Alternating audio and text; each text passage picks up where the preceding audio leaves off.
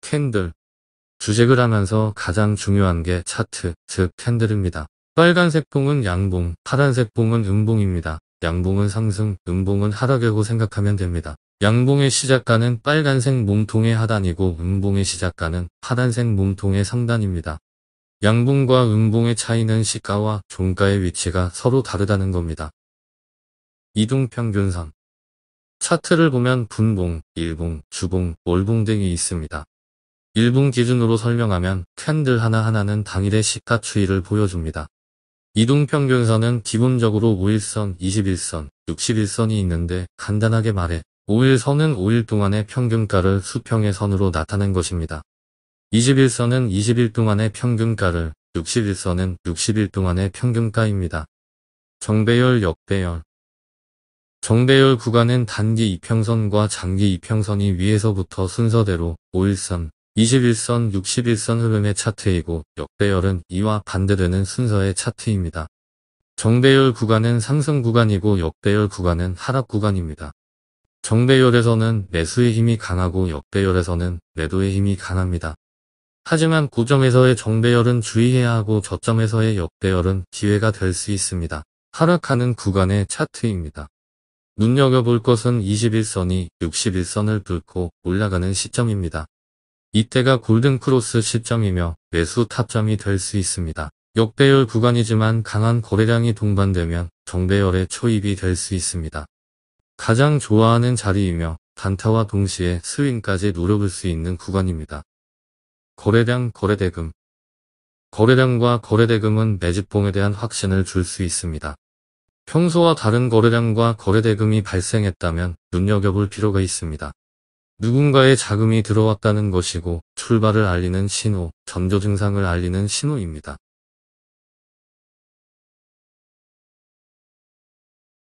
호가창. 호가창을 보면서 설명하겠습니다. 시가는 오늘의 시작가입니다. 18,100원이 시작가이며 마이너스 2.69%인 이유는 어제 종가 기준으로 하락으로 시작했기 때문입니다. 고가는 장중에 가장 많이 올라간 위치입니다. 매수세가 강하다면 고가는 높은 금액으로 계속 갱신될 것입니다. 저가는 장중에 가장 많이 내려간 위치입니다. 매도세가 강하다면 저가는 낮은 금액으로 계속 갱신될 것입니다. 상한가는 오늘의 시가 기준이 아니라 어제의 종가 기준으로 정해집니다.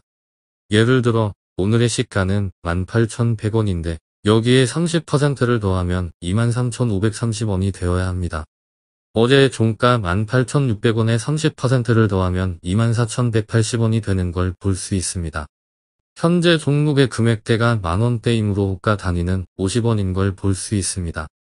그래서 24,180원이 상한가가 아니라 24,150원이 상한가인 걸 확인할 수 있습니다. 만약 상한가를 갔더라도 퍼센트에는 30%가 안 되므로 약 29.8%인 걸로 나옵니다. 호가창을 보면 오늘의 주가 흐름을 간략히 예상할 수 있습니다. 물론 예상만 하는 것이므로 절대적인 것은 아닙니다. 첫째, 체결 강도. 체결 강도가 100%를 넘는다는 것은 매수세가 강하다는 뜻입니다. 주가의 상승을 기대해 볼 수 있습니다. 둘째, 매수 수량, 매도 수량. 매도 수량이 매수 수량의 2배가 넘는 것이 좋습니다. 하지만 매수 호가에 한 호가만 수량이 가득 차 있고 나머지 호가에는 매수 수량이 적다면 호가를 받쳐주지 못하므로 강한 매도세에 쉽게 무너질 수 있습니다. 매도 수량이 2배 이상 많고 매수 호가창에 수량이 받쳐져 있다면 상승 여력이 충분하다고 생각하면 됩니다. 셋째, 거래량. 호가창에서도 거래량을 알 수 있습니다. 전일 대비 거래량이 월등히 많다면 강한 매수세 또는 강한 매도세를 뜻합니다.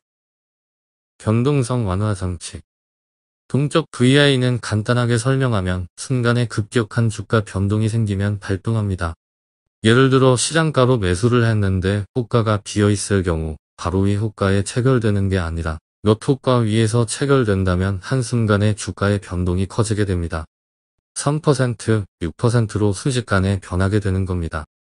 정적 VI는 당일 시초가 대비 10% 이상 상승 또는 하락하게 되면 발동됩니다. VI는 2분 동안 단일가 매매로 진행되며 투자자들의 과열된 분위기를 잠시시키기 위한 장치라고 생각하면 됩니다. 장전 후 시간 외 동시효과. 주식시장의 정규 시간은 오전 9시부터 오후 3시 30분까지입니다.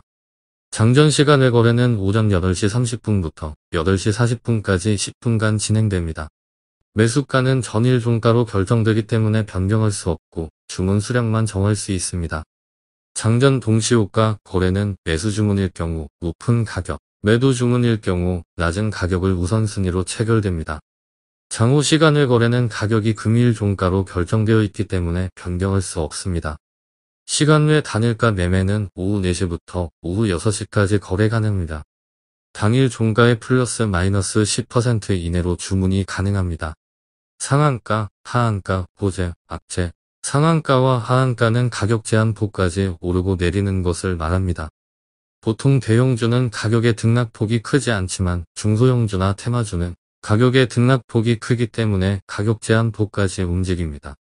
뉴스를 띄워서 호재 또는 악재를 발생시킵니다. 상한가를 갔더라도 상이 풀릴 수도 있으니 주의해야 합니다. 정규장이 종료되고 시외 단일가 매매 시간대에 악재 뉴스를 띄워서 하락하는 경우도 많습니다. 가장 좋은 상한가는 정상입니다. 왼쪽 현대사료 차트를 보면 앞의 상한가는 거래량이 발생하지 않았습니다. 개미가 매수할 시간을 주지 않고 상한가로 장을 종료했습니다. 하지만 거래량이 터지면서 상한가를 가게 된다면 고점에서는 항상 예의주시해야 됩니다. 물량을 떠넘기는 거래량이 아닐까라고 의심해야 됩니다. 오른쪽 에디슨 EV 차트를 보면 상한가를 갔다가 마이너스 21%에서 마감했습니다. 차트상 높은 자리에서는 상한가를 갔더라도 항상 의심해야 됩니다. 시가총액, 대주주 지분율. 종목을 선택할 때 시가총액과 대주주 지분율을 봅니다. 우량주는 주가의 엉덩이가 너무 무겁기 때문에 하지 않습니다. 그렇다고 상장 폐지될 종목을 고르는 것은 아닙니다. 시가총액은 너무 무겁지 않은 최소 500억 이상에서 3천억 이하의 종목을 고르고 대주주 지분율 또한 20% 이상의 종목을 선택합니다. 이런 종목들은 등락률이 크기 때문에 빠르게 입절할 수 있습니다. 물론 손절 또한 잘해야 되는 건 각오해야 합니다. 단타, 스윙, 중장기. 단타란 초단위, 분단위로 매매하는 방식을 말합니다.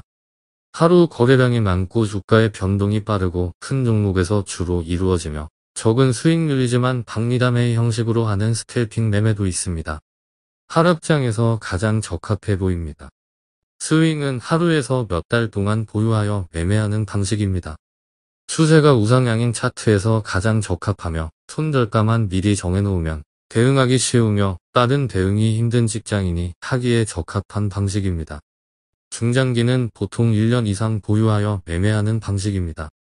작은 파동에는 연연하지 않으며 그 기업의 가치를 보고 투자한다 하여 가치 투자라고도 합니다. 단타, 스윙, 중장기 모두 주가의 저점에서 잡아야 단타에서 스윙, 스윙에서 중장기로 이어질 수 있습니다. 코스피, 코스닥. 코스피는 간단하게 우량주 일정 규모 이상의 기업이 모여있는 시장입니다. 코스피에 신규로 상장하려면 경과년수 3년 이상의 자기자본 300억 원 이상을 보유해야 합니다. 최근 4, 5년도 매출액 1000억 원 이상이면서 최근 3, 4, 5년도 평균 매출액이 700억 원 이상이거나 시가총액 6천억 원 이상의 자기자본 2천억 원 이상 등의 기준 중 하나를 충족하면 됩니다. 삼성전자, SK하이닉스, 삼성바이오로직스, LG화학 등이 있습니다. 코스닥은 코스피의 반대이며 규모는 작고 IT나 BT 등 기업이 모여있는 시장입니다. 일반적인 요건은 시가총액 1000억 원 이상이거나 자기자본 250억 원 이상 등의 기준을 충족하면 됩니다. 펄어비스, 카카오게임즈, 에코프로비엠 등이 있습니다. 유상증자, 무상증자. 증자란 기업이 자본금을 늘리는 행위라고 보면 됩니다. 자본금을 늘리기 위해 새롭게 주식을 발행하는 방식이며 주식을 돈을 받고 판매하면 유상증자이고 공짜로 배부하면 무상증자라고 할 수 있습니다. 유상증자의 첫 번째 주주 배정 방식은 기존 주주에게 신주를 가져갈 수 있는 기회를 제공하는 것입니다. 신주를 사고 싶다면 신주 인수권 기간에 맞추어 투자금을 넣고 추가로 주식을 배정받을 수 있습니다.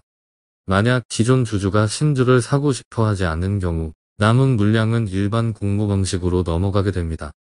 두 번째 일반 공모 방식은 기존 주주가 아닌 일반 투자자들에게 신주를 공개하는 방식입니다. 처음부터 일반 공모 방식으로 진행되는 경우 신주가 기존 주주에게 매력적이지 않아 자금 조달이 어려울 것이라고 판단되어 기업에게 악재로 적용되는 경우가 많습니다. 마지막 제3자 배정 방식은 기업이나 은행 등 일반 투자자가 아닌 대형 투자기관을 대상으로 하는 방식입니다. 신주의 인수자를 미리 정하여 비공개로 배정이 진행되므로 일반 투자자는 신주를 얻을 수 없죠. 이때 신주를 가져가는 주체가 유망한 기업이나 투자기관인 경우 기업에게 큰 호재로 적용되기도 합니다. 무상증자는 한 주당 신주 배정 주식수에 비례하여 배정받게 됩니다. 기업이 무상증자를 발표하면 기업 공시에 올라온 자료에서 기존 주주가 배정받는 신주수가 얼마인지 알 수 있습니다. 만약 한 주당 신주 배정 주식수에 1이 적혀 있는 경우 기존에 한 주를 가지고 있던 주주는 신주 한 주를 추가로 받는 것이죠. 비례 배정이 원칙이기 때문에 100주를 가진 사람은 100주를 더 받게 됩니다. 무상증자는 대부분 호재이기 때문에 비례 배정되는 주식수만 체크하면 좋을 것 같습니다. 유상증자는 표면적으로는 악재이지만 그 중에서도 미래를 보고 투자할 가치가 있는 항목을 알아보겠습니다. 4번의 자금 조달의 목적을 살펴보면 시설 자금과 영업 양수 자금, 타법인 증권 취득 자금은 투자 활동에 필요한 자금을 주주들에게 손을 벌리는 것인데 유상증자 중에서는 가장 좋습니다. 운영 자금은 말 그대로 회사의 현재 재무 상태가 좋지 않아 회사를 운영하는데 돈이 필요하다는 것입니다. 예를 들어 직원들 월급을 주기 위해 손을 벌린다고 생각하면 쉽습니다.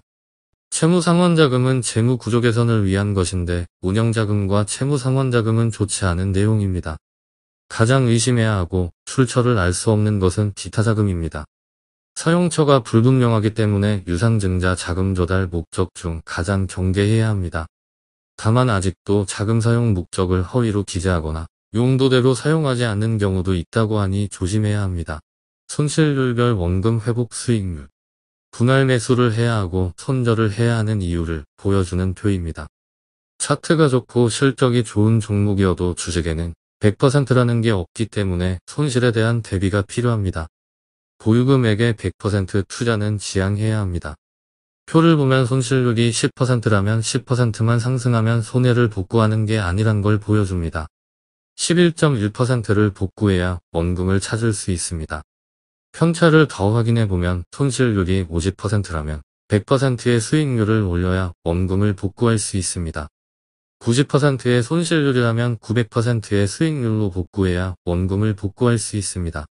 손절은 짧게 즉 손실률을 적게 잡고 손절하고 스윙은 길게 즉 우상향 차트는 빠르게 입절하는 게 아니라 길게 보고 대응하는 것입니다. 추세 우상향 우하향 우상향 차트는 말 그대로 오르고 있는 차트입니다. 이동평균선을 보면 단기 이평선부터 장기 이평선까지 정배열의 차트를 볼 수 있습니다. 우상향 차트에서 매수 포인트는 간단합니다. 전 고점을 돌파할 때 매수합니다.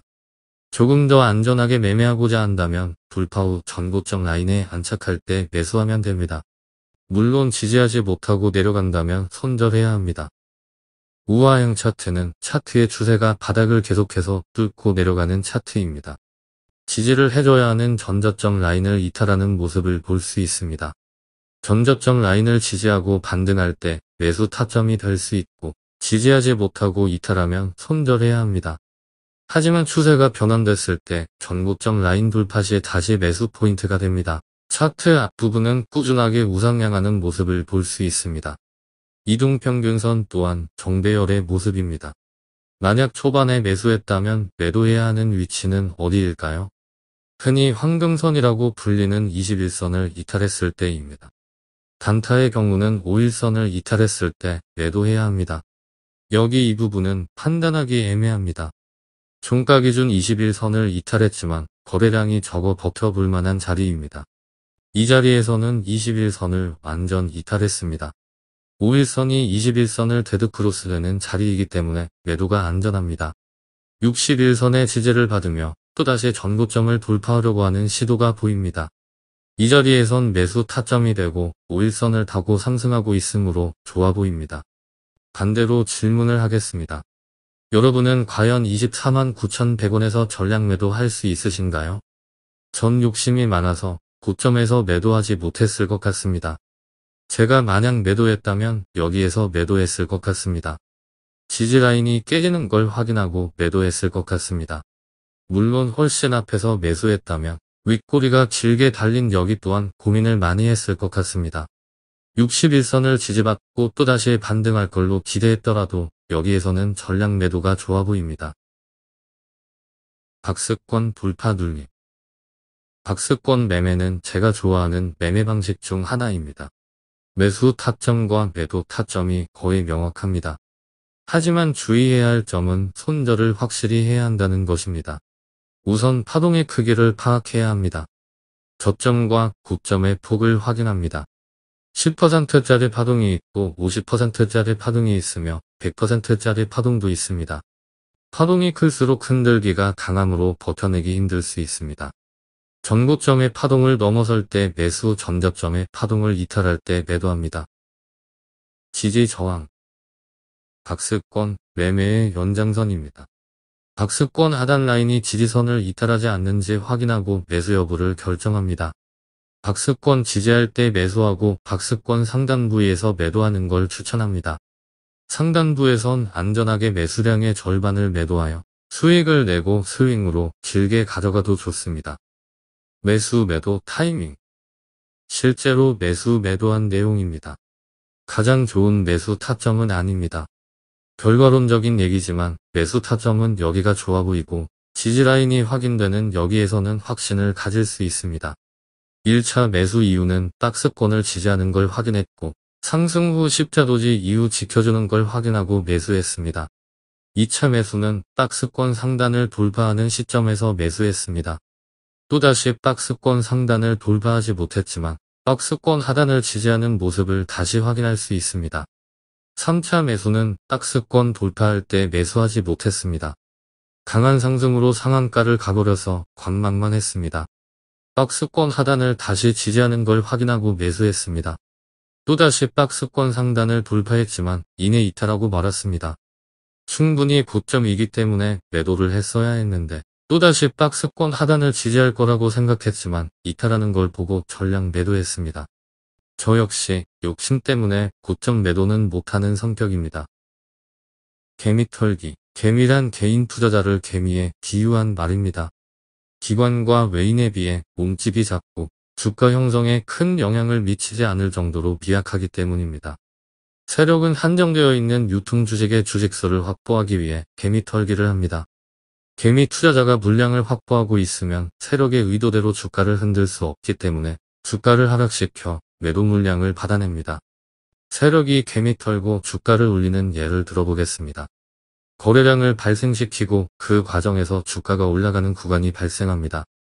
돈이 투입되면 주가가 오르고 돈이 투입되지 않으면 주가는 다시 하락합니다.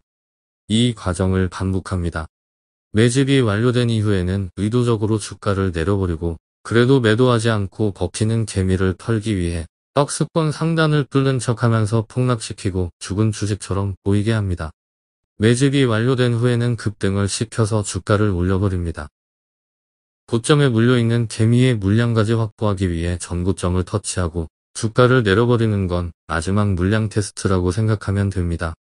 매집의 기간은 알 수 없습니다. 다만 하락을 멈추고 박스권에서 매집봉이 발생하면 최소한 출발선을 넘어섰다고 생각하면 될 것 같습니다. 세력, 주포. 세력과 주포는 큰 틀에서는 같은 개념으로 주가를 올릴 수도 내릴 수도 있는 존재입니다.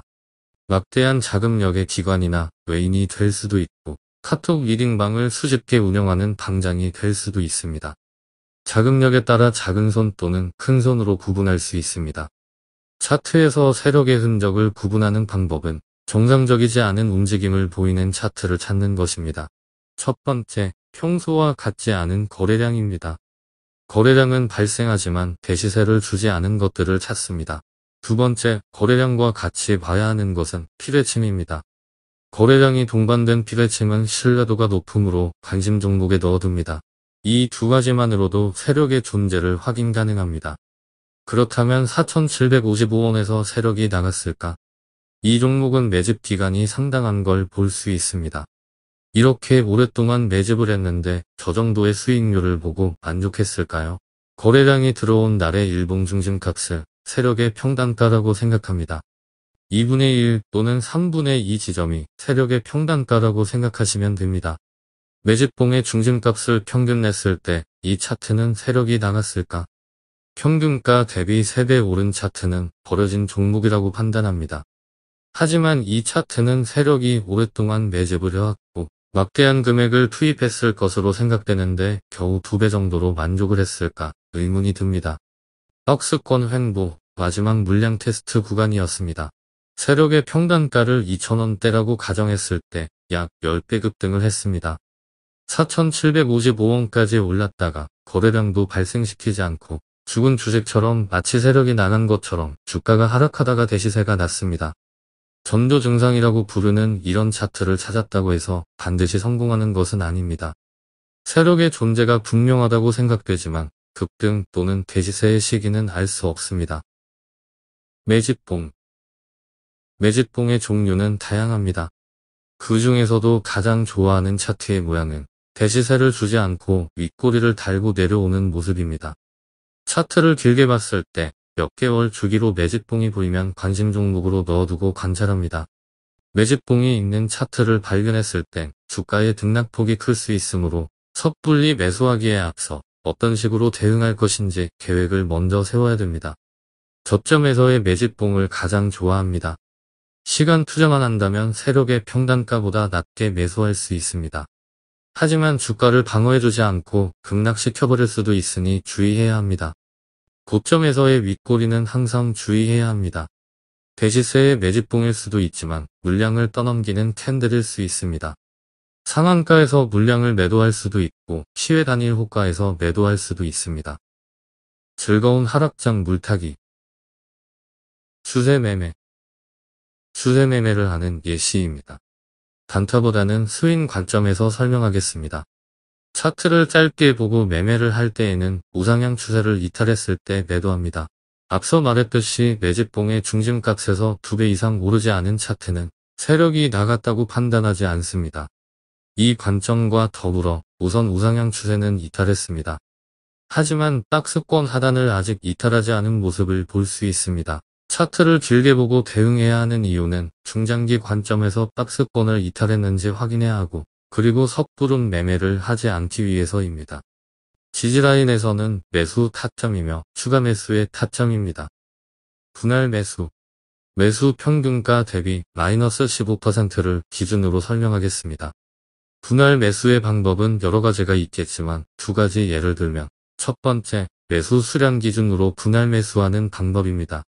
보유 수량의 합이 2배가 되도록 추가 매수를 합니다. 첫 매수 수량이 100주라면 마이너스 15%일 때 100주를 추가 매수하는 것입니다. 그렇게 되면 누적 매수 수량은 200주가 됩니다. 또다시 주가의 하락으로 마이너스 15%가 되었다면 보유 수량의 합이 2배가 되어야 되므로 200주를 추가 매수합니다. 누적 수량은 400주가 되고 또다시 마이너스 15%가 되면 400주를 추가 매수합니다. 이 방법은 적은 금액으로 보유 수량이 늘어나지만 마이너스 수익률은 절반으로 줄어들지 않습니다. 두 번째 방법은 매수 평균가 대비 누계 금액이 2배가 되도록 매수하는 방법입니다. 첫 번째 방법과 마찬가지로 첫 매수 금액이 100만원이라면 마이너스 15% 수익률일 때 100만원만큼의 수량을 매수합니다. 누계 금액은 200만원이 되고 그 후에는 또 다시 200만원만큼의 수량을 매수합니다. 그러고도 손실이 마이너스 15%가 되면 400만원만큼의 수량을 매수하는 식으로 하면 됩니다. 누계 금액으로 분할 매수하게 되면 추가 매수 금액이 배로 늘어나지만 마이너스 수익률은 절반으로 줄어들게 됩니다.